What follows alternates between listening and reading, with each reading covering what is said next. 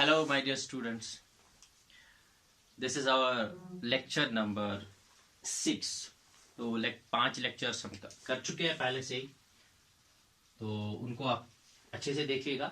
तो ये हमारा लेक्चर नंबर 6 है। लेक्चर नंबर 5 में हमारे टाइप ऑफ रिएक्शंस में हमने पढ़े थे, उसमें हमने पढ़ा था combination reaction, decomposition reaction, displacement reaction, ठीक है ना। अब हम पढ़ने जा रहे हैं डबल डिस्प्लेसमेंट रिएक्शन। देखिए बेटा, डबल डिस्प्लेसमेंट रिएक्शन क्या होता है। डिस्प्लेसमेंट रिएक्शन में एक एलिमेंट आके एक कंपाउंड में से दूसरे एलिमेंट को रिप्लेस कर देता था, डिस्प्लेस कर देता था, ठीक है।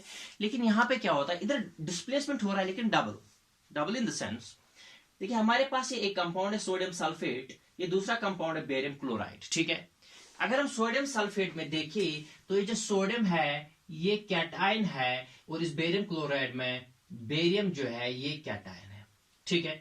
तो हुआ क्या है, जब आप प्रोडक्ट साइड में देखोगे, ये जो सल्फेट के साथ इधर सोडियम था, लेकिन इधर प्रोडक्ट साइड में सल्फेट के साथ बेरियम है, ठीक, ओके। तो सिमिलरली जैसा इधर क्लोरीन के साथ बेरियम था, लेकिन इधर क्लोरीन के साथ सोडियम है। तो यानी इधर जो हमारा कैटायन था सोडियम और इधर जो हमारा कैटायन था बेरियम, इन दोनों ने अपनी जगह चेंज की है, डिस्प्लेस हो गई है, एक दूसरे आयन के साथ अदला बदली की है।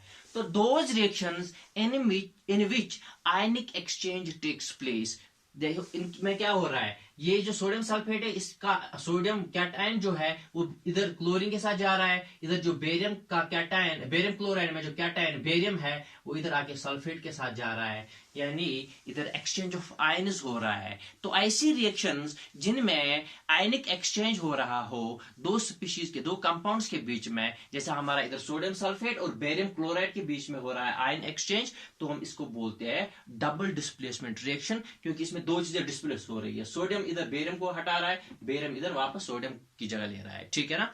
तो so we call them displacement reactions. हाँ, इधर एक चीज का थोड़ा ध्यान रखना पड़ेगा आपको, जब हम ये सोडियम सल्फेट और बेरियम क्लोराइड को मिलाते हैं आपस में, इधर बेरियम सल्फेट बन जाता है, सोडियम क्लोराइड बन रहा है, तो वो आपको क्लियर दिख ही रहा होगा कि इधर आयनिक एक्सचेंज हो गया है, ठीक है ना। नो, लेकिन जब ये बन जाता है, ये देखिए आप, सोडियम सल्फेट एक्वस स्टेट में है, एक्वस सोल्यूशन में है, ठीक है ना। बेरियम क्लोराइड एक्वस सोल्यूशन में है, सोडियम क्लोराइड प्रोडक्ट साइड में भी एक्वस सोल्यूशन में है, लेकिन जो बेरियम सल्फेट है हमारा वो सॉलिड स्टेट में है, यानी इसके प्रेसिपिटेट्स बन जाते हैं व्हाइट। जब हम इसको और इसको मिलाते हैं तो इधर एक व्हाइट पाउडर सी बनती है जिनको हम प्रेसिपिटेट्स बोलते हैं, और व्हाइट कलर के आ रहे हैं तो व्हाइट प्रेसिपिटेट्स हो गए। लेकिन इस रिएक्शन, हाँ, तो ये जो आज व्हाइट प्रेसिपिटेट बन जाते हैं, तो वो रिएक्शन जिसमें प्रेसिपिटेशन हो रही हो, जिसमें प्रेसिपिटेट्स बन रहे हो, ठीक है ना, उसको हम बोलते हैं प्रेसिपिटेशन रिएक्शन। क्या बोलते हैं? Precipitation reaction.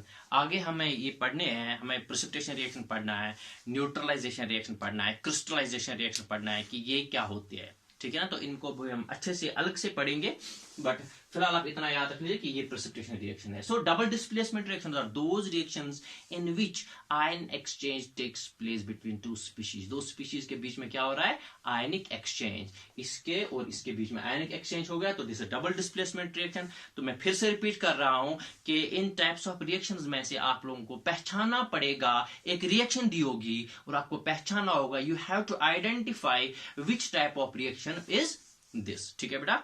चलिए आगे बढ़ते हैं। हाँ, अब हमारा नेक्स्ट जो है बहुत ही इंपॉर्टेंट टॉपिक है, दैट इज रेडॉक्स रिएक्शंस। देखिए बेटा, रेडॉक्स रिएक्शंस कौन सी रिएक्शंस होती है? Redox reactions are those reactions in which both oxidation and reduction takes place. Redox reactions वो रिएक्शंस होती है जिनमें ऑक्सीडेशन भी हो रहा हो और साथ ही साथ रिडक्शन भी हो रहा हो, ठीक है। चलिए फिलहाल हम ऑक्सीडेशन और रिडक्शन को अलग अलग पढ़ लेते हैं। ऑक्सीडेशन क्या होता है, रिडक्शन क्या होता है, फिर हम दोबारा इसके बारे में बात करेंगे, रेडॉक्स रिएक्शन के बारे में। तो आइए देखिए बेटा, ऑक्सीडेशन क्या चीज होती है। बोल रहे हैं अगर किसी रिएक्शन में आपको देख रहा है एडिशन ऑफ ऑक्सीजन हो रहा हो, अगर किसी रिएक्शन में आपको दिख रहा है कि उधर ऑक्सीजन ऐड हो रही है, तो उसको बोलते हैं ऑक्सीडेशन रिएक्शन। तो जैसे एक एग्जांपल मैंने दे रखी है इधर, ये देख सकते हो आप, इधर मैंने लिखा हुआ है CuO plus H2 gives Cu plus H2O। तो देखिए इधर ये खाली H2 था, हाइड्रोजन गैस, लेकिन इधर ये वाटर बन चुका है, ठीक है बेटा। तो यानी H2 के साथ ऑक्सीजन ऐड हो चुका है, तो इसको बोलते हैं हम oxidation reaction, that oxygen is getting added, यानी हाइड्रोजन पे ऑक्सीजन ऐड हो गया है, तो हम बताएंगे कि ये वाली रिएक्शन जो है ऑक्सीडेशन रिएक्शन है। गर्ज जहां कहीं भी आपको एडिशन ऑफ ऑक्सीजन दिखे तो you called that oxidation reaction. दूसरी डेफिनेशन क्या है ऑक्सीडेशन रिएक्शन की? अगर आपको बेटा कहीं पे दिख रहा है कि इधर लॉस ऑफ हाइड्रोजन हो रहा है, कि हाइड्रोजन वहां से कम हो रहे हैं, हाइड्रोजन वहां से निकल रहे हैं, तो आप उसको भी समझ जाना कि वो भी एक ऑक्सीडेशन रिएक्शन ही है। यानी फॉर एग्जांपल हमारे पास C2H6 यानी हमारे पास ईथेन है, तो ईथेन में से क्या हो गया है, इधर हमें मिला है C2H4, यानी इसमें से 2 हाइड्रोजन निकल चुके हैं, तो हम इसको भी बताएंगे ऑक्सीडेशन रिएक्शन, ठीक है ना। यानी अगर आपको दिख रहा है कि हाइड्रोजन रिमूव हो रहे हैं, हाइड्रोजन लॉस हो रहे हैं, तो उसको भी हम बताएंगे oxidation reaction. Third definition of oxidation is loss of electrons. अगर आपको कहीं पे दिख रहा है कि इलेक्ट्रॉन्स लॉस हो रहे हैं, तो उसको भी हम बताएंगे ऑक्सीडेशन रिएक्शन।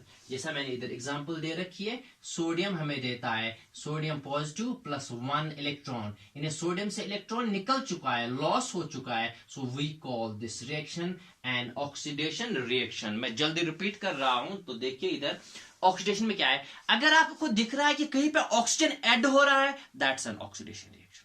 अगर आपको दिख रहा है कि कहीं पे हाइड्रोजन रिमूव हो रहा है, दैट्स एन ऑक्सीडेशन रिएक्शन। अगर आपको कहीं पे दिख रहा है कि इलेक्ट्रॉन्स लॉस हो रहे हैं, इलेक्ट्रॉन्स निकल रहे हैं, दैट्स एन ऑक्सीडेशन रिएक्शन। शाबाश। चलिए इनके बारे में हमें आगे जब हम 11th का सिलेबस स्टार्ट करेंगे उधर थोड़ा और डीपली पढ़ेंगे इनको, फिलहाल आप इधर इतना सा याद रखिए, ठीक है। चलिए आप रिडक्शन को पढ़ लेते हैं। रिडक्शन का क्या सीन है बेटा? रिडक्शन बिल्कुल ऑक्सीडेशन का इनवर्स है, उल्टा, ठीक है ना। अगर उधर कोई बोल रहा है ऊपर जाओ, इधर नीचे जाना है, अगर उधर कोई बोल रहा है दाएं जाओ, इधर बाएं जाना है, ठीक है ना। तो बिल्कुल अगर आप इतना ही याद रखोगे तो आपको रिडक्शन की भी डेफिनेशन आ गई। चलिए जैसे मैंने इधर लिख रखा है इनवर्स ऑफ ऑक्सीडेशन, तो आइए बेटा देखिए, मैंने इधर एग्जांपल लिख रखी है CuO plus H2 gives Cu plus H2O। तो उधर इस वाली एग्जांपल में हमने देखा था कि हाइड्रोजन पे ऑक्सीजन ऐड हो गया है, ठीक है ना बेटा। ये देखो ना, इधर हाइड्रोजन था, इधर एक ऑक्सीजन मिल चुका है, तो हम इसको बोलते हैं ऑक्सीडेशन, ठीक है। अगर आप इधर साथ के साथ देखो, इधर कॉपर ऑक्साइड था CuO, लेकिन कॉपर से तो ऑक्सीजन निकल चुका है, इसको बोलते हैं रिडक्शन। यानी इधर हमारा ऑक्सीडेशन में था, एडिशन ऑफ ऑक्सीजन अगर हो रहा है तो ऑक्सीडेशन है, लॉस ऑफ ऑक्सीजन अगर हो रहा है तो रिडक्शन है। Addition of oxygen oxidation, loss of oxygen reduction, ठीक है ना, बिल्कुल उल्टा, ठीक है। तो शाबाश। आइए तो इस रिएक्शन में अगर हम देखेंगे हाइड्रोजन पे तो ऑक्सीजन ऐड हो रहा है, तो इसकी ऑक्सीडेशन हो रही है, कॉपर ऑक्साइड से तो ऑक्सीजन निकल रहा है, कॉपर बना रहा है, तो इसको रिडक्शन बताएंगे, ठीक। सिमिलरली आइए आप एडिशन ऑफ ऑक्सीजन का तो हो गया सर, अगर एडिशन ऑफ ऑक्सीजन हो रहा है तो ऑक्सीडेशन, अगर हमारा एडिशन ऑफ अगर हमारा एडिशन ऑफ ऑक्सीजन हो रहा है तो ऑक्सीडेशन, अगर लॉस ऑफ ऑक्सीजन हो रहा है या रिमूवल ऑफ ऑक्सीजन हो रहा है तो वो रिडक्शन हो गई। दूसरे पॉइंट पे आ जाइए, इधर हम लिख रहे हैं लॉस ऑफ हाइड्रोजन, तो इधर क्या होगा, गेन ऑफ हाइड्रोजन या एडिशन ऑफ हाइड्रोजन। अगर आपको कहीं पे दिख रहा है एडिशन ऑफ हाइड्रोजन हो रहा है, that is a reduction reaction. तो इधर आइए जरा देखिए, इधर C2H4 है, तो ये बना रहा है C2H6, यानी हाइड्रोजन ऐड हो चुके हैं, तो we call this reduction reaction. जैसा इधर हाइड्रोजन 6 से 4 हो रहा था तो लॉस हो रहा था, तो ऑक्सीजन हो गई थी, इधर 4 से 6 हो रहा है तो रिडक्शन हो गई, यानी गेन हो गया हाइड्रोजन, ठीक। थर्ड डेफिनेशन हमने इधर लिखी थी ऑक्सीडेशन में, लॉस ऑफ इलेक्ट्रॉन्स, ठीक है, तो वो ऑक्सीडेशन होगी। अगर गेन ऑफ इलेक्ट्रॉन्स हुआ तो दैट विल बी रिडक्शन। जैसे इधर क्लोरीन ने 1 इलेक्ट्रॉन गेन किया है तो Cl नेगेटिव बनाया हुआ है, तो इसको हम बताएंगे रिडक्शन, ठीक है बेटा। बस चलो मैं जल्दी जल्दी इसको रिपीट कर लेता हूं। आप इधर देखिए, ऑक्सीडेशन में एडिशन ऑफ ऑक्सीजन, तो रिडक्शन में लॉस ऑफ ऑक्सीजन, ठीक। अच्छा, ऑक्सीडेशन में लॉस ऑफ हाइड्रोजन, रिडक्शन में गेन ऑफ हाइड्रोजन। ऑक्सीडेशन में लॉस ऑफ इलेक्ट्रॉन्स, रिडक्शन में गेन ऑफ इलेक्ट्रॉन्स, ठीक है ना, सब पूरा उल्टा है। ठीक। हाँ, तो आइए इधर थोड़ी सी बात मुझे करनी है बेटा। तो देखिए ना आप बेटा, जब आपको अगर आपको कोई रिएक्शन दे रही है, फिर बता इसमें ऑक्सीडेशन हो रहा है कि रिडक्शन हो रहा है, तो आपको क्या करना है, आपको देखना है अगर इसमें हो क्या रहा है। अगर ऑक्सीजन ऐड हो रहा है तो ऑक्सीडेशन हो रही है, अगर ऑक्सीजन रिमूव हो रहा है तो रिडक्शन हो रही है, ठीक है ना। ऐसे ही अगर हाइड्रोजन रिमूव हो रहा है तो ऑक्सीडेशन हो रही है, अगर हाइड्रोजन ऐड हो रहा है तो रिडक्शन हो रही है, अगर इलेक्ट्रॉन लॉस हो रहा है तो ऑक्सीडेशन हो रही है, अगर इलेक्ट्रॉन गेन हो रहा है तो रिडक्शन हो रही है। तो जब आप ये चीजें अप्लाई करोगे, you will be able to identify whether oxidation is going on in this reaction और reduction is going on in this reaction. तो आप रिएक्शन को आइडेंटिफाई कर सकते हो, ऑक्सीडेशन रिएक्शन है कि रिडक्शन रिएक्शन है। अब मुझे यहां पे एक बात करनी है कि लेकिन मैंने इधर एक लाइन लिख रखी है that oxidation and reduction always go together. Oxidation और रिडक्शन हमेशा साथ साथ जाती है, ठीक है ना बेटा। तो आप देखो कैसे, जैसे मैंने इधर लिख रखा है CuO plus H2 gives Cu plus H2O। अगर इससे ऑक्सीजन रिमूव हो रहा है, CuO से ऑक्सीजन रिमूव हो रहा है, Cu बन रहा है, तो इसकी हो गई रिडक्शन, ठीक है सर मान गए। लेकिन इसका जो ऑक्सीजन रिमूव हो रहा है वो कोई ना कोई तो लेगा, वो किसी ना किसी के साथ तो जुड़ जाएगा। जैसे वो इधर हाइड्रोजन के साथ जुड़ रहा है तो हाइड्रोजन की हो रही है ऑक्सीडेशन, यानी जब कहीं पे ऑक्सीडेशन हो रही है तो उधर रिडक्शन भी हो रही होती है साथ में साथ, ठीक है। अगर कहीं पर रिडक्शन हो रही है तो उधर साथ के साथ ऑक्सीडेशन भी हो रही होती है। तो ऐसी रिएक्शंस जिनमें ऑक्सीडेशन भी हो रहा है, रिडक्शन भी हो रहा है, उनको बोलते हैं redox reactions. We call them redox reactions in which both oxidation and reduction is going on, ठीक है बेटा, शाबाश। जैसे ये वाली रिएक्शन हमारी है रेडॉक्स रिएक्शन। आइए अब मैंने इधर थोड़ा सा ये लिख रखा है, देखो बर्निंग, जब भी कोई चीज जलती है दैट्स एन ऑक्सीडेशन रिएक्शन, क्योंकि वो ऑक्सीजन के साथ कंबाइन कर जाती है, ठीक। दूसरी बात, corrosion is an oxidation reaction, rancidity is an oxidation reaction. ये तीनों के तीनों प्रोसेस ऑक्सीडेशन के थ्रू हो रहा है। आपको दो चार ऑप्शंस बता देगा, फिर इनमें से बता देगा विच among them does not undergo oxidation, ठीक है ना, या और sorry which among them does not involve oxidation. तो ठीक है ना, तो बर्निंग भी ऑक्सीडेशन इन्वॉल्व कर रहा है, करोजन भी ऑक्सीडेशन, रेंसिडिटी भी ऑक्सीडेशन, ठीक है। तो चलिए आइए आगे बढ़ते हैं। अब हमारा इस यूनिट में लास्ट दो टॉपिक्स बचे हैं, one is rancidity, another is corrosion. तभी मैंने ऊपर भी इनके नाम लिखे हैं, करोजन और रेंसिडिटी। बर्निंग का जो है वो आपने पहले ही पढ़ रखा है, ठीक है ना, वो एक नॉर्मल सी चीज है। हाँ, तो चलिए हम रेंसिडिटी स्टार्ट कर लेते हैं। आइए देखिए बेटा, रेंसिडिटी क्या चीज होती है। रेंसिडिटी होती है जो भी fat and oil containing foods होते हैं, यानी जिन भी फूड्स में फैट हो या ऑयल हो, उनका क्या होता है, अगर आप कुछ टाइम के लिए उनको ओपन रखोगे, ओपन एयर में रखोगे या ऐसे एटमॉस्फेयर में रखोगे जहां पे ऑक्सीजन अवेलेबल होगी, तो उनका क्या हो जाता है, उनका टेस्ट, उनका स्मेल चेंज हो जाता है। यानी oil and fat containing foods, उनका टेस्ट और स्मेल चेंज हो जाता है कुछ टाइम के बाद अगर आप उनको ओपन एयर में रखोगे। क्यों?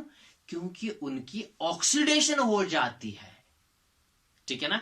और ये जो foods, oil and fat containing foods का ऑक्सीडेशन होने से टेस्ट और स्मेल खराब हो जाना है, इस प्रोसेस को बोलते हैं रेंसिडिटी। सो रेंसिडिटी, अगर कोई मेरे कहने का बुरा ना माने, जैसे मेटल्स में कोरोजन होता है, फूड्स के केस में रेंसिडिटी होती है, यानी ये रेंसिडिटी हो गई फूड्स वाली कोरोजन। तो rancidity is an oxidation process, इसमें ऑक्सीडेशन होता है फूड्स का, किन फूड्स का, which contain oil and fat. तो उससे क्या होता है सर, उससे टेस्ट, स्मेल, ऑर्डर, ये सारी चीजें चेंज हो जाती है, आपके फूड का मजा खराब हो जाता है, आपके फूड की स्मेल खराब हो जाती है, ठीक है ना। सो ये जो सारा सीन है किस वजह से हो जाता है, ऑक्सीडेशन की वजह से हो जाता है। So rancidity is an oxidation process, ठीक। चलिए सर, अब इसमें से एक और क्वेश्चन आ सकता है कि how can we prevent rancidity, या how can we prevent foods from getting rancid. आपका तो सब्जेक्टिव तो एग्जाम है नहीं, आपका multiple choice question based exam है, ऐसे तो नहीं पूछेगा। लेकिन वो देखो कैसे पूछेगा, कोई फैक्टर बता देगा आपको, 2-4 फैक्टर्स देगा नीचे लिखे हुए, ये चीज ये चीज ये चीज, इनमें से बताए हम किस चीज से रेंसिडिटी से छुटकारा पा सकते हैं, how can we prevent foods from getting rancid.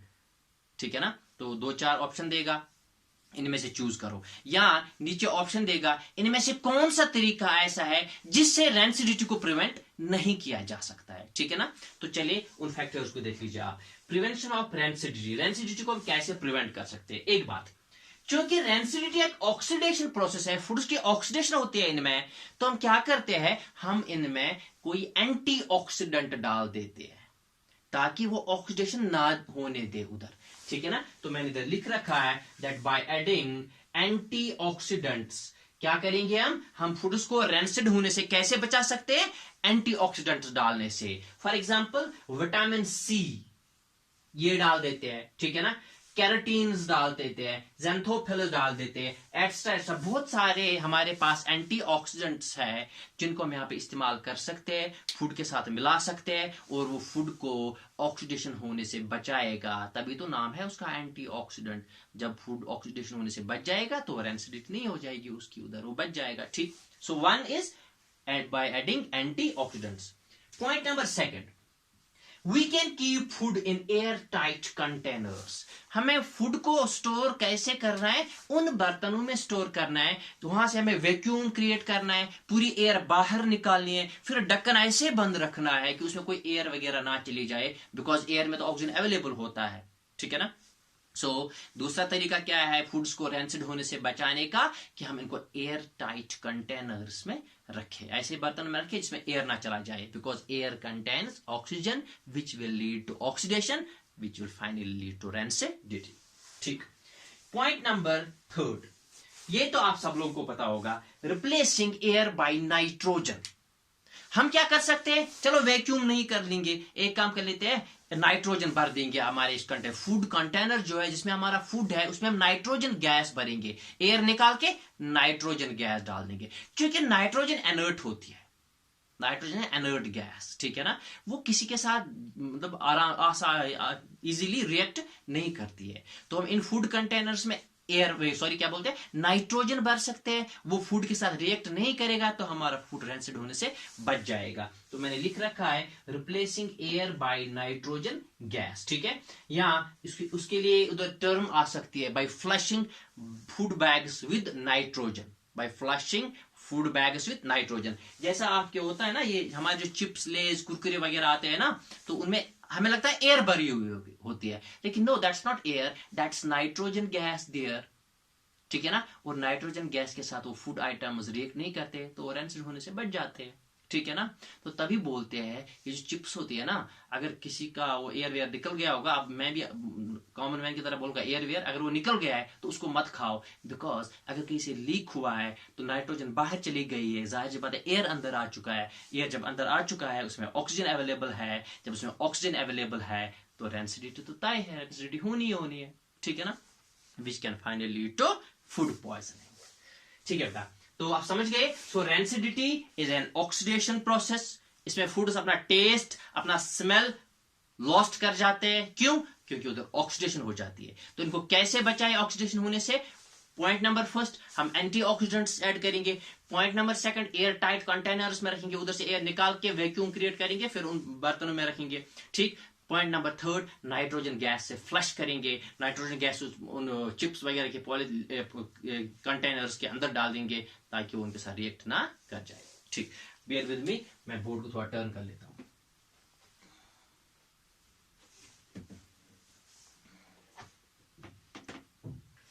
हाँ जी, तो देखिए बेटा, रेंसिडिटी और कोरोजन में क्वेश्चन कहां से आएगा।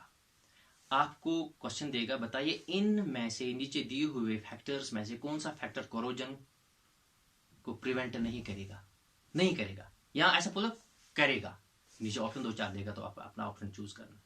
ठीक है ना, तो सिमिलरली इधर कोरोजन में भी ऐसे ही केस आएगा, रेंसिडिटी में ऐसे ही क्वेश्चन आ जाएगा। कोरोजन में तो खैर मजीद एक आध और टाइप का क्वेश्चन पूछ सकता है, ठीक है ना।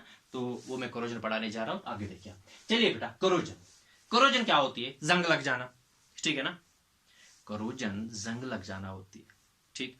तो इसमें आप लोगों को क्या करना है, इसमें सबसे पहली बात जो मैं करने जा रहा हूं, जो मैंने इधर बोर्ड पे नहीं लिख रखी है, कोरोजन। अगर नॉर्मली जब मेटल्स में जंग लग जाती है तो उसको हम बोलते हैं कोरोजन। लेकिन आयरन के केस में अगर जंग लग जाए तो एक स्पेशल नाम बोलते हैं उसको, दैट इज रस्टिंग। क्या बोलते हैं उसको? रस्टिंग। रस्टिंग किस केस में?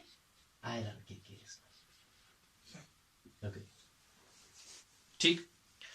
आइए, तो आयरन के केस में अगर जंग लग रही है, कोरोजन हो रहा है, तो उसको रस्टिंग बोलते हैं, बाकी जनरली इसको कोरोजन बोलते हैं। अगर आयरन में रस्टिंग हो जाए, ठीक है ना, तो उसका कलर कैसा होता है? ब्राउन कलर हो जाता है, ठीक। अगर कॉपर के केस में कोरोजन हो जाए तो उसका कलर कैसा आ जाता है? ग्रीन आ जाता है। सिल्वर के केस में कोरोजन हो जाए तो उसका कलर कैसा आ जाता है? ब्लैक आ जाता है, ठीक है ना बेटा। तो आपको ये दो चार चीजें खुद आप लोग गूगल करके देख लेना कि इनके कलर्स कैसे आ जाते हैं। अगर फलानी मेटल की कोरोजन कैसा आ जाएगा कलर, फलानी मेटल की कोरोजन हो जाएगी तो कैसा आ जाएगा कलर, फलानी मेटल की कोरोजन तो कैसा आ जाएगा कलर, ठीक है ना। बिकॉज इधर से क्वेश्चन पूछ सकता है। फॉर एग्जाम्पल आपसे क्वेश्चन पूछेगा, when silver is kept exposed to moisture, its color gets tarnished and gets changed to black. Why? तो जब आपको पता होगा कि इसका ब्लैक कलर तब आ जाता है जब इसकी कोरोजन हो जाए, तो आप वहां से उसको पकड़ सकते हो, फिर आप रीजन बता सकते हो, इट्स बिकॉज ऑफ कोरोजन, ठीक। आइए चलिए आगे बढ़ते हैं, हम अपना कोरोजन स्टार्ट कर लेते हैं। मैंने बताया कोरोजन पढ़ना है हमें, तो आयरन नॉर्मल मेटल्स की को जब जंग लगती है उसको हम कोरोजन बोलते हैं, लेकिन आयरन के केस में उसको रस्ट बोलते हैं। सबसे पहली चीज, कोरोजन के फैक्टर्स अफेक्टिंग कोरोजन, कौन कौन से चीज है जो कोरोजन पे असर डाल, जिनकी वजह से कोरोजन होती है बेसिकली, ठीक है। इसमें से क्वेश्चन पूछ सकता है, which among them does not contribute towards corrosion, या which among them contributes towards corrosion, या which among them contributes more to the corrosion, या which among them contributes less to the corrosion, ठीक है बेटा। चलिए आइए तो फैक्टर्स देख लेते हैं। सबसे पहला फैक्टर जो हमारा है, एक्सपोजर टू गैसेस। अगर हमारा मेटल कुछ गैसेस के सामने एक्सपोज हो रहा है, उसको कुछ गैसेस अवेलेबल हो रहे हैं जैसे carbon dioxide, sulphur dioxide, sulphur trioxide, तो उसमें कोरोजन होने के चांसेस है। इधर भी ये काफी डीप है बेटा, इसको मैं आगे ये वाले पॉइंट पे आपको समझा दूंगा, ठीक। आइए, यानी अगर इन गैसेस, यानी नॉर्मली बोलते हैं when metals get expose to air they get corroded. Actually air होता क्या है? It's a mixture of gases. तो उसमें अगर ये गैसेस होते ही होते हैं, तो यानी जब हम डायरेक्टली, वो तो मतलब इनडायरेक्टली हो गया। डायरेक्टली अगर मैं बात करूं, अगर मैं बताऊं on exposure to air metals get corroded, वो तो इनडायरेक्टली होगा। डायरेक्टली अगर मैं बात करूं, अगर इन गैसेस के सामने मेटल एक्सपोज हो रहा है तो उसको कोरोजन होने के चांसेस है, ठीक है ना। तो because air is mixture of these gases, ठीक। तो आइए, यानी अगर इन गैसेस के सामने एक्सपोज हो रहा है तो कोरोजन हो जाएगी। दूसरी बात, एक्सपोजर टू मॉइस्चर। अगर मेटल किसी जगह पे है और उधर मॉइस्चर अवेलेबल है तो उसको कोरोजन होने के चांसेस है, ठीक है। Third point, exposure to electrolytes. इधर बात समझाने जा रहा हूं, ये बहुत इंपॉर्टेंट है। आपको क्वेश्चन पूछा जा सकता है, अगर हमारा मेटल है नॉर्मल साधारण पानी के सामने, शुद्ध पानी, प्योर पानी के सामने एक्सपोज हो रहा है, ठीक। तो दूसरा मेटल नमकीन पानी या समुद्र वाले पानी के सामने एक्सपोज हो रहा है, तो ज्यादा रस्ट कहां पे लग जाएगी, या फास्ट रेट ऑफ रिएक्शन कहां पे होगी, रेट ऑफ कोरोजन ज्यादा कहां पे होगी, या ज्यादा रस्ट लगने के चांसेस कहां पे है, ठीक है ना। तो ज्यादा रस्ट लगने के चांसेस कहां है? समुद्र वाले पानी में। वाई? तो अब देखिए, इधर मैंने इधर लिखा है एक्सपोजर टू इलेक्ट्रोलाइट्स। इलेक्ट्रोलाइट्स मतलब हमारे बहुत सारे, इसके हम बात आगे करेंगे 12th में, इलेक्ट्रोलाइट्स क्या होते हैं बेसिकली। तो फिलहाल आप ये समझिए, जो हमारे नमक वगैरह होते हैं, sodium chloride, potassium chloride, calcium chloride, ऐसी सारी चीजें, ठीक है ना, सोडियम ब्रोमाइड, ये जो सारी चीजें होती है इन्हीं को बोलते हैं इलेक्ट्रोलाइट्स, ठीक है। ये जो हमारा समुद्र वाला पानी होता है उसमें ये इलेक्ट्रोलाइट्स होते हैं, और ये इलेक्ट्रोलाइट्स एनहांस करते हैं रेट ऑफ कोरोजन को। इनसे रेट ऑफ कोरोजन बढ़ जाती है एज कंपेयर टू अगर कोई प्योर वाटर है हमारे सामने, उसमें भी कोरोजन हो जाएगा, ऐसा नहीं उसमें नहीं हो जाएगा, लेकिन उधर ज्यादा कोरोजन नहीं हो जाएगा, वो मेटल को ज्यादा डैमेज नहीं करेगा। ठीक है बेटा। हाँ, तो लेकिन ये जो ये वो पानी जिसमें इलेक्ट्रोलाइट्स मौजूद हो, ये नमक वगैरह मौजूद हो, उसमें ज्यादा कोरोजन हो जाती है, तेज भी हो जाती है, रेट ऑफ कोरोजन ज्यादा होती है, और क्वांटिटी और क्वालिटी दोनों कोरोजन की ज्यादा हो जाती है उधर। तो fourth thing is increase in temperature increases corrosion. Temperature की वजह से भी कोरोजन में जो है ना रेट ऑफ कोरोजन बढ़ जाता है। ठीक है ना, इसकी वजह से कोरोजन हो जाती है, इसकी वजह से कोरोजन हो जाती है, इसकी वजह से रेट ऑफ कोरोजन बढ़ती है इलेक्ट्रोलाइट्स की वजह से, अगर पानी में इलेक्ट्रोलाइट्स मौजूद हो। टेम्परेचर बढ़ने से रेट ऑफ कोरोजन बढ़ जाती है, एनहांस हो जाती है रेट ऑफ कोरोजन, एक्सेलरेट हो जाती है रेट ऑफ कोरोजन। ठीक, तो क्यों? बिकॉज ये कोरोजन तो बेसिकली केमिकल रिएक्शन है, और ये रिएक्शन एंडोथर्मिक है, और एंडोथर्मिक होने की वजह से जब इसको टेम्परेचर बढ़ता हुआ मिल जाएगा तो जाहिर सी बात है रेट ऑफ रिएक्शन तो बढ़ जाएगी। ठीक है, ओके। प्रेजेंस ऑफ एसिड्स, अगर कहीं पे एसिड्स मौजूद है तो वो तो ज्यादा ही कोरोड करते हैं। आपने खुद देखा होगा, कहीं आप मेटल पे डाल दो एसिड, वो फटाक से उसमें कोरोजन होना शुरू हो जाता है, वो एकदम से उसको कोरोड कर लेता है। ठीक है ना, तो एसिड्स भी कोरोजन, एक तो कोरोजन करते ही करते, एक रेट ऑफ कोरोजन को एनहांस करते हैं। तो इसको थोड़ा इधर लिंक कर देते हैं। आपको इधर दिख रहा होगा ये क्या है, कार्बन डाइऑक्साइड, तो इसमें कार्बन नॉन मेटल है, सल्फर नॉन मेटल है, सल्फर नॉन मेटल है, तो ये सारे के सारे नॉन मेटल ऑक्साइड्स है, non metallic oxides, non metallic oxides है सभी के सभी। ठीक है ना, ओके। तो आइए, जो हमारे नॉन मेटालिक ऑक्साइड्स है ये तो सारे के सारे एसिडिक इन नेचर होते हैं। They are all non metallic oxides are acidic in nature. जब एसिडिक इन नेचर होते हैं तो एसिड क्या करता है बेटा, कोरोजन करता है। तभी हम बता रहे हैं जब ये एयर में एक्सपोज हो जाते हैं, उधर ये गैसेस होते हैं, ये गैसेस एसिडिक इन नेचर होते हैं, तो ये कोरोजन को एनहांस भी करते हैं, कोरोजन करते भी करते हैं। ठीक है ना बेटा, चलिए आगे बढ़ते हैं। हाँ, तो इधर आ जाइए, इधर मैं थोड़ी सी बात करना चाहता हूं, या प्रिवेंशन ऑफ कोरोजन को पढ़ने से पहले मैं एक बात करना चाहता हूं। फर्स्ट थिंग, आपको इधर क्या क्या करना है। आपको इधर एक तो जो आयरन की कोरोजन हो रही है, इसमें जब आयरन की कोरोजन हो रही है, एक साल क्वेश्चन पूछा गया था, what is the formula for iron rust, यानी आयरन की जो रस्टिंग होती है, आयरन रस्ट, उसका फॉर्मूला क्या है। ठीक है ना बेटा, उसका फॉर्मूला है Fe2O3 X टाइम्स वाटर। तो मेरा ये कहने का इधर मकसद ये नहीं है, मैं ये चाहता हूं कि आप लोग इनको गूगल करो। ठीक है ना, कॉपर का जो रस्ट का फॉर्मूला है वो याद रखो, आयरन का मैंने इधर बता दिया, सिल्वर का जो रस्ट का फॉर्मूला है, जब रस्ट बनती है तो उसका क्या फॉर्मूला होता है वो याद रखो। ठीक, अच्छा, एक और बात इधर मैं कहना चाहता हूं, एल्यूमिनियम की अगर मैं बात करूं, एल्यूमिनियम जैसे आयरन का एक स्पेशल केस है कि उसको रस्टिंग बोलते, उसको मतलब कोरोजन सभी को बोलते हैं लेकिन उसको रस्टिंग बोलते हैं, ऐसे एल्यूमिनियम के केस में एक चीज हो जाती है। एल्यूमिनियम मेटल की एक बहुत ही खूबसूरत चीज है कि जो एल्यूमिनियम होता है ना, नॉर्मली जब भी किसी मेटल की के ऊपर कोरोजन हो जाती है, वो करोड हो जाता है, तो उसकी खुद की वो कोरोजन है ना, वो उसको खुद खा जाती है मजीद। यानी अगर कहीं पे कोरोजन हो गई, अगर इधर कोरोजन हो गया तो वो कोरोजन मजीद मेटल को भी डिस्ट्रॉय कर देगी, मजीद इसको खत्म करती करती करती करती जाएगी, अनलेस आप उसको कोई इलाज कर दो वहां पे। जैसे अगर कहीं पे हाथ में जख्म लगा हो, आप उसको ठीक नहीं करोगे, ऐसे छोड़ोगे तो मजीद हाथ को खराब कर देगा। तो कोरोजन बिल्कुल ऐसा ही करती है। लेकिन हमारा जो एल्यूमिनियम है, इसके केस में ऐसा नहीं होता है, ये इसकी खूबसूरती है। ठीक है ना बेटा, तो एल्यूमिनियम क्या होता है, ये क्या करता है, ये बनाता है, जैसे एल्यूमिनियम पे रस्टिंग सॉरी कोरोजन हो जाती है, ये बनाता है Al2O3। और ये जो एल्यूमिनियम ऑक्साइड होता है, ये बाकी एल्यूमिनियम को प्रोटेक्ट करता है। जैसे अगर हमारा ये एल्यूमिनियम रॉड है, इसके ऊपर कोरोजन हो गई, ऊपर से चारों तरफ से कोरोजन हो गई, तो ये जो उधर ऊपर बनाता है एल्यूमिनियम ऑक्साइड, जो ये ऑक्साइड लेयर बनाता है, ये इनसॉल्युबल होता है, ये डिसॉल्व किसी भी चीज में नहीं होता है, पानी वगैरह में डिसॉल्व नहीं होता है। तो एज ए रिजल्ट ये क्या करता है, ये अंदर वाला जो एल्यूमिनियम बचा हुआ है उसको प्रोटेक्ट करता है, इसका निबिर बना हुआ प्रोटेक्टिव लेयर, ये उसको ऊपर से प्रोटेक्टिव लेयर बनाता है।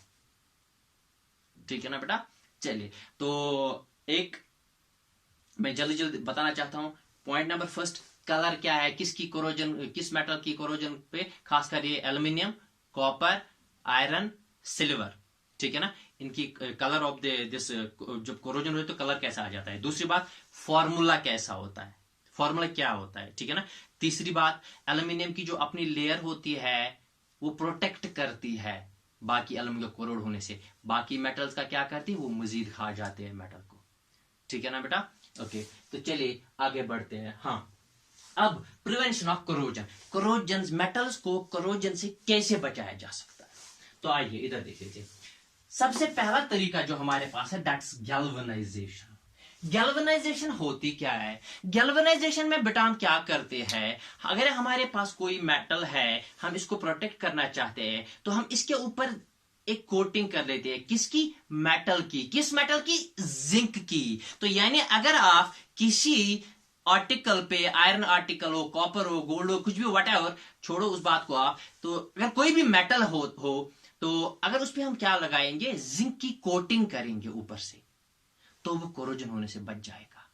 उसको बोलते हैं galvanisation. So galvanisation means to coat the metal by zinc. जब हम मेटल के ऊपर कोटिंग डालेंगे, किसकी, जिंक की, वो हमारे मेटल को बचाएगा कोरोजन होने से, और इसको बोलते हैं गैल्वेनाइजेशन, ठीक है ना बेटा। ओके, तो चलिए। हाँ, अच्छा, एक और चीज इधर है, गैल्वेनाइजेशन की एक और जबरदस्त इसमें ब्यूटीफुल चीज है। अगर हमने इस आर्टिकल पे जिंक की कोटिंग लगाई, गैल्वेनाइजेशन कर ली, अब ये बच गया, क्या बोलते हैं इससे, कोरोजन से। देखो अब क्या होता है, for example it got a scratch, इसको स्क्रैच लग गया, जिंक की कोटिंग हट गई कहीं से ड्यू टू स्क्रैच। तो अब आप क्या सोचते हो, ये जो अंदर से मेटल है इसकी कोरोजन हो जाएगी, जो एक्सपोज हो गया, जाहिर सी बात है हो जाएगी क्योंकि एक्सपोज हो गया। नो नो नो, ऐसा कुछ भी नहीं है। ये जो जिंक है ये उन मेटल्स पे लगाया जाता है जो इससे लेस रिएक्टिव है और ये खुद उनसे मोर रिएक्टिव है। अगरचे इधर मेटल एक्सपोज भी हो रहा है तब भी कोरोजन मेटल की नहीं होगी, जिंक की हो जाएगी। यानी जिंक अपने आप को कुर्बान करेगा उस मेटल के लिए, और उस टाइम हम इसको बोलते हैं सैक्रिफाइशियल कोरोजन। उसको बोलते हैं सैक्रिफाइशियल कोरोजन। यानी जिस मेटल को हमने गैल्वेनाइजेशन की, जिसके ऊपर हमने जिंक की लेयर डाल दी, तो जिंक अपने आप को कुर्बान कर रहा है उसके लिए, इसलिए इसको बोलते हैं सैक्रिफाइशियल कोरोजन भी, ठीक है। हाँ, तो दूसरा जो हमारे पास है इलेक्ट्रोप्लेटिंग। इलेक्ट्रोप्लेटिंग में भी क्या करते हैं हम, इलेक्ट्रोप्लेटिंग में हम यही करते हैं कि हमारे पास कोई मेटल है, हम उसके ऊपर कोई और मेटल का एक डाल देते, एक लेयर बना देते हैं, ठीक है ना, by the process of electrolysis.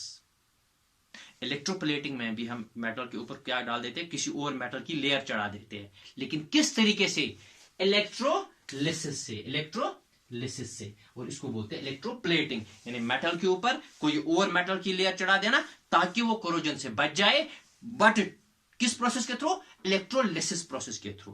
अब आप बताओगे इलेक्ट्रोलिसिस प्रोसेस के थ्रू क्या होता है, इसको हम आगे पढ़ने जा रहे हैं, बड़ी डेप्थ में पढ़ेंगे, आप लोग परेशान मत हो जाओ, थोड़ा सा बता देता हूं। हमारे पास इलेक्ट्रोलिटिक सेल में दो इलेक्ट्रोड्स होते हैं, एक इलेक्ट्रोड, दूसरा इलेक्ट्रोड, एनोड, कैथोड, ठीक है ना। तो अगर हमें जिसको प्रोटेक्ट करना है उसको कैथोड बना देते हैं, उसको हमें कोरोजन से प्रोटेक्ट करना है उसको कैथोड बना देते हैं। तो जैसे ही क्या होता है, जिस मेटल की कोटिंग चढ़ानी है उसको एनोड बना देते हैं, जिसको प्रोटेक्ट करना है उसको कैथोड बनाया, जिस मेटल की कोटिंग चढ़ानी है उसको एनोड बना लिया, ठीक है। फिर हम क्या करते हैं, फिर हम इसे इलेक्ट्रिसिटी पास कर लेते हैं, तो इससे मेटल उतर कर इसके ऊपर डिपॉजिट हो जाता है, बिकॉज कैथोड पे रिडक्शन हो जाती है, तो मेटल इस पर डिपॉजिट होना शुरू हो जाता है। जैसे इस पर डिपॉजिट हो जाएगा तो ऊपर इसके ऊपर एक लेयर बन जाती है, ये प्रोटेक्ट हो जाता है, ठीक है ना। So electroplating is to coat one metal by another metal ताकि वो कोरोजन से बच जाए, लेकिन ये करते हैं हम थ्रू इलेक्ट्रोलिसिस, ठीक है ना बेटा।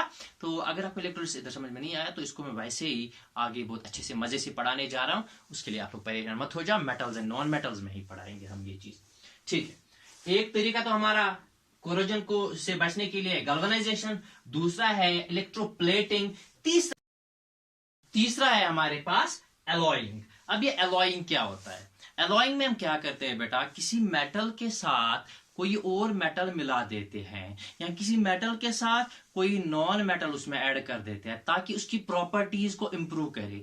एलॉय फॉर्मेशन को मैं आगे मेटल्स एंड नॉन मेटल्स में पढ़ाने जा रहा हूं, you need not worry about that, वो मैं आगे करूंगा। फिलहाल आप इधर आ जाइए, मैं एक एग्जांपल बता देता हूं आपको हम कोरोजन को कैसे प्रिवेंट करते हैं इससे।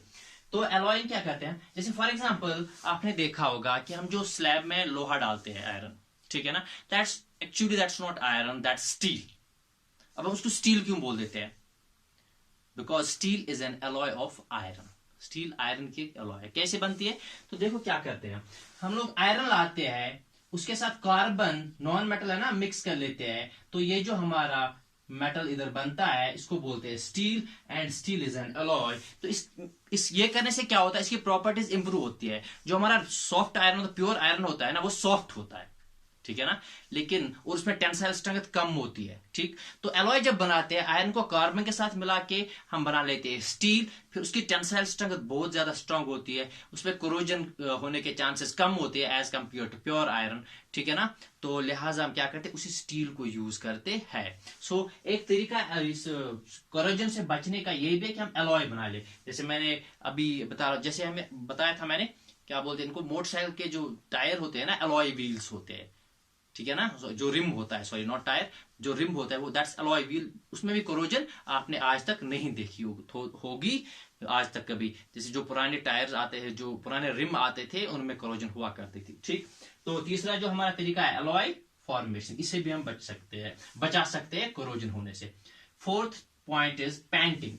हम पेंट कर सकते हैं चीज को, हमारा जो आर्टिकल होगा उसको कोई कलर डाल दो आप, ताकि वो मॉइस्चर उस तक ना पहुंच पाए, ताकि ये गैसेस उस तक ना पहुंच पाए, ताकि एसिड्स उस तक ना पहुंच पाए, ठीक है ना, और वो बच सकता है कोरोजन होने से।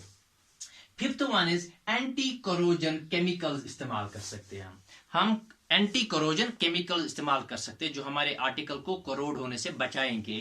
जैसे हम क्या कहते हैं, रेड ऑक्साइड लगाते हैं ना रेड ऑक्साइड, हम ये इनके अपने आयरन आर्टिकल्स के ऊपर, ठीक है ना।